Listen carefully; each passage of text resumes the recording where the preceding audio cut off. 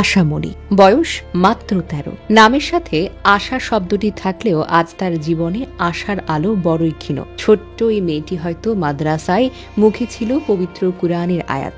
যে বয়সটা ছিল তার বই পড়া, বন্ধুদের সঙ্গে খেলা, সে বয়সেই তাকে পড়তে হলো এমন এক অন্ধকারে যেখানে শিশুর হাসি থেমে যায় আর মানবতা হারিয়ে ফেলে সমস্ত মুখ।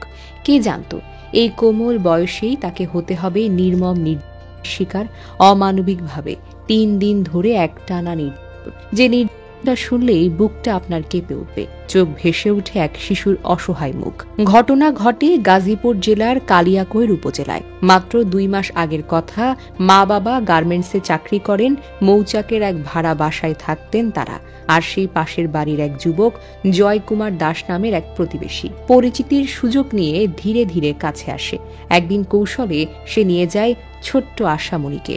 সহযোগিতা করে তার মামা ও কয়েকজন আত্মীয়। সেই ভাড়া বাসাতেই অন্ধকার ঘরে আটকে রাখে ৩ দিন ধরে। একটি শিশুকে একটানা নির্যাতন করে, যেন কোনো মানুষ নয়, কোনো পুতুল। সেই দিনগুলোর কথা কেউ শুনতে চায় না, কিন্তু বাস্তবতা হলো আশামণি বেঁচে ফিরেছে, কিন্তু ভেতরে ভেঙে গেছে পুরোপুরিভাবে।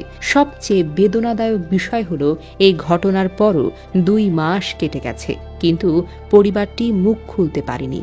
কারণ ভয় কি আর প্রভাবশালী মহলের চাপ। একটা অসহায় পরিবারের ওপর এমন চাপ কেন?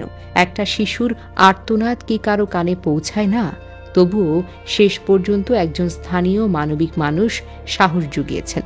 তার সহায়তায় মামলা হয়েছে, ২ জন আসামি গ্রেফতার হয়েছে, কিন্তু বাকিরা এখন পলাতক। প্রশ্ন একটাই, কবে আমরা এমন একটি দেশে বাস করব যেখানে শিশু নির্যাতনের অপরাধীরা আর কখনো সমাজে ফিরে আসতে পারবে না? আজ মিডিয়া নীরব, বড় বড় পত্রিকা, টেলিভিশন তারা যেন মুখে তালা ঝুলিয়ে রেখেছে।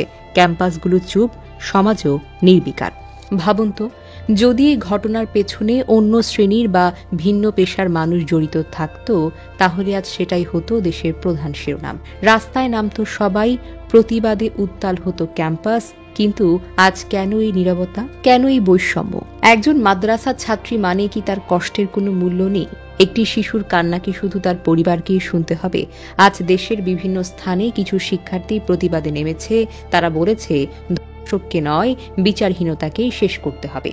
আমার বোনের কান্না আর না, আর না।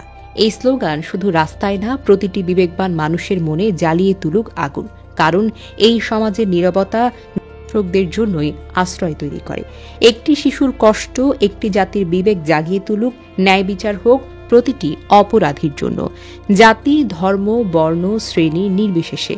আশামণি আজ শুধু একজন মেয়ে নয়, সে এক প্রতীক, ন্যায় বিচারের প্রতীক্ষায় থাকা এক সমাজের প্রতিচ্ছবি।